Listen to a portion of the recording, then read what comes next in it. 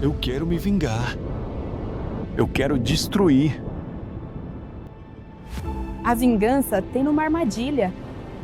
Ela se disfarça de justiça, mas acaba se parecendo demais com ódio. É uma oração sem filtro. É a raiva humana exposta diante do Criador sem censura teológica. Por favor, me ajude a soltar isso, porque eu sozinho realmente não consigo. Não vos vingueis a vós mesmos. Minha é a vingança. Eu retribuirei, diz o Senhor. Sua paz não dependerá de ver destruído quem te feriu, mas de ver restaurado tudo que a dor um dia te tirou. Obrigado, Deus. Tenho vontade de me vingar, tenho vontade de destruir.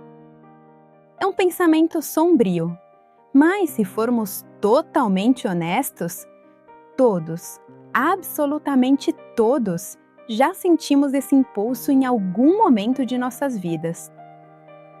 Com ou sem justificativa real, o desejo de esmagar, humilhar ou arruinar quem nos feriu é uma das respostas mais primitivas do ser humano.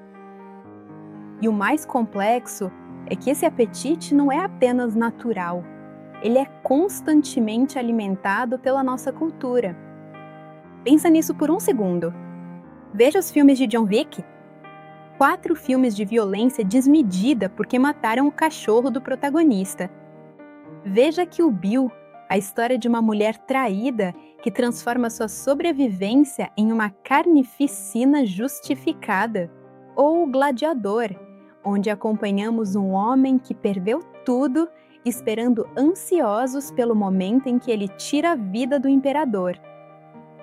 Vemos isso na literatura clássica com o Conde de Monte Cristo e em praticamente toda a filmografia de Liam Neeson. O padrão cultural é idêntico. Se te feriram, você tem o direito de revidar. Se te fizeram algo, a sua dor justifica a sua vingança. E quando estamos no papel de espectadores, nós aplaudimos. Entendemos a raiva, compreendemos essa necessidade visceral de que o culpado sinta exatamente o mesmo nível de sofrimento que causou.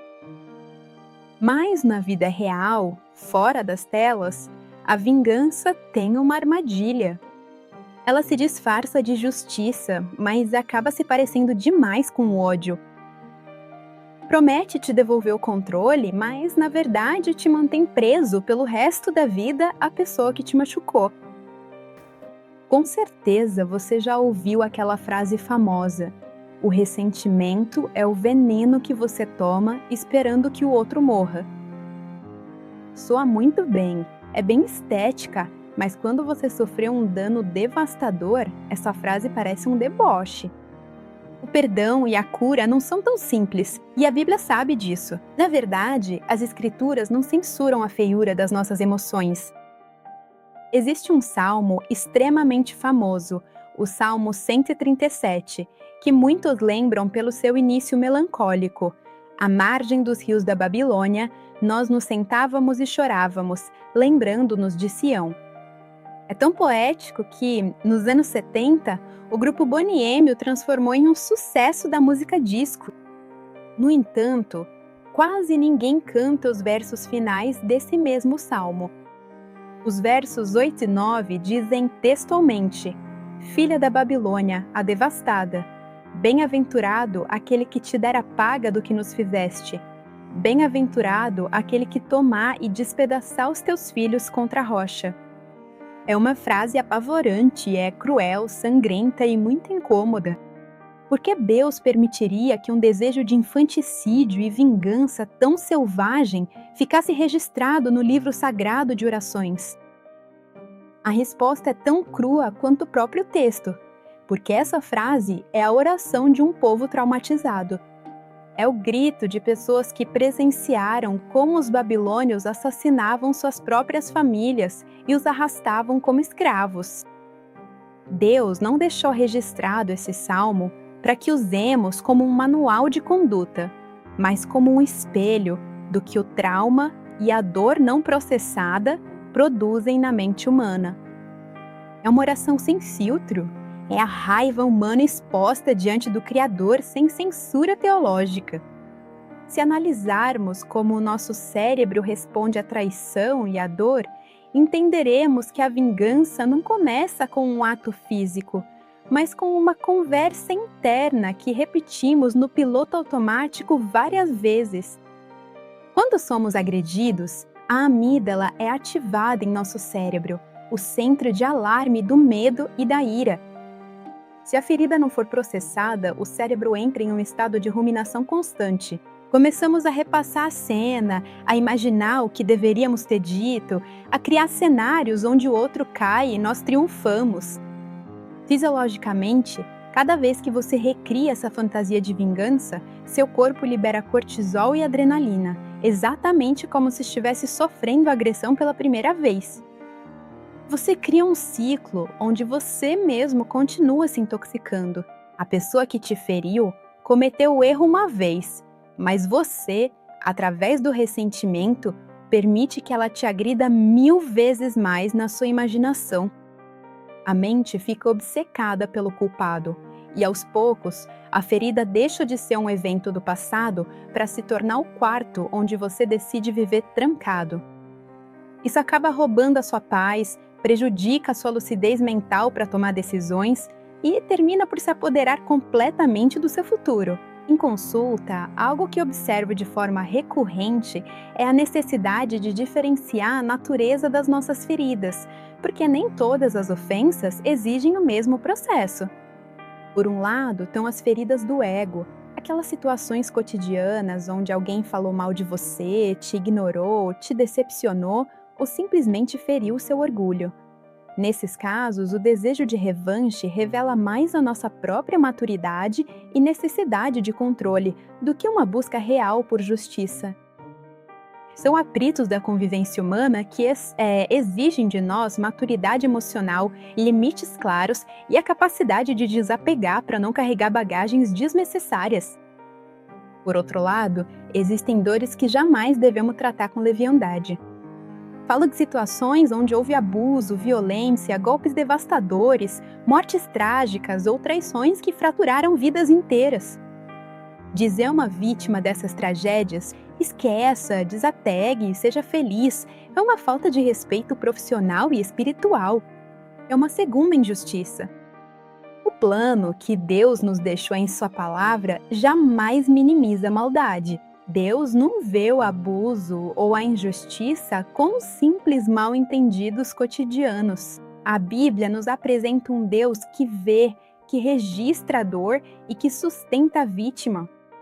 Perdoar não significa encobrir o agressor nem isentá-lo das consequências legais de seus atos. O perdão é um processo de higiene mental e espiritual para que sua alma não apodreça. Mas a justiça humana deve fazer o seu trabalho. No entanto, sabemos que a justiça deste mundo é imperfeita. Às vezes, os culpados escapam, manipulam os sistemas ou morrem sem jamais terem respondido pelo dano que causaram. E é nesse vazio de justiça humana onde o desejo de vingança se torna mais destrutivo para a vítima. É aqui que ganha um sentido profundamente libertador a instrução que encontramos em Romanos 12:19. Não vos vingueis a vós mesmos, amados meus, mas dai lugar à ira de Deus, porque está escrito: minha é a vingança, eu retribuirei, diz o Senhor. Quando entendemos como processamos o trauma, percebemos que esta declaração não é um convite à passividade covarde. Pelo contrário, é um limite protetor para a sua saúde mental. Deus está te dizendo: entregue a mim o peso da balança, porque a sua raiva é cega demais e o seu coração valioso demais para desgastá-lo, executando julgamentos. Delegar justiça a Deus é um ato de alta inteligência emocional. É recusar-se a permitir que o agressor continue ditando o roteiro da sua vida. Significa que você deixa de ser o juiz, o carrasco e a vítima para voltar a ser simplesmente o dono do seu próprio destino. A justiça de Deus não é um arrebatamento emocional, é uma realidade santa, limpa e perfeita, onde nada, absolutamente nada do que foi feito na escuridão ficará sem solução. A verdadeira vitória sobre o mal não consiste em devolver um golpe idêntico. A vitória real é curar-se sem acabar se tornando aquilo que te feriu. Se hoje você carrega uma raiva acumulada por ofensas cotidianas, pelo atrito da vida ou por expectativas quebradas, tome a decisão madura de enterrar esse rancor. Não permita que coisas pequenas tirem de você a capacidade de aproveitar o seu presente. Não dê a sua paz a pessoas que provavelmente nem sabem o espaço que continuam ocupando na sua cabeça. E se o que você carrega é uma ferida profunda, um trauma real que desorganizou a sua vida, não tente forçar um sorriso. Traga a sua dor crua diante de Deus, assim como fez o autor do Salmo 137. Deus é grande o suficiente para suportar suas perguntas, o seu choro, a sua raiva, sem se escandalizar, mas não fique vivendo com o ódio. Enquanto o plano de Deus se completa e cada lágrima é enxugada, não entregue a sua identidade à tragédia. A maldade que você sofreu pode ter escrito um capítulo doloroso na sua história, mas não tem o poder nem a autoridade para escrever o seu final. Descanse nas mãos do único Deus que tem o poder de fazer justiça perfeita enquanto cura com ternura o seu coração ferido. Porque no fim das contas, a sua paz não dependerá de ver destruído quem te feriu, mas de ver restaurado tudo o que a dor um dia te tirou.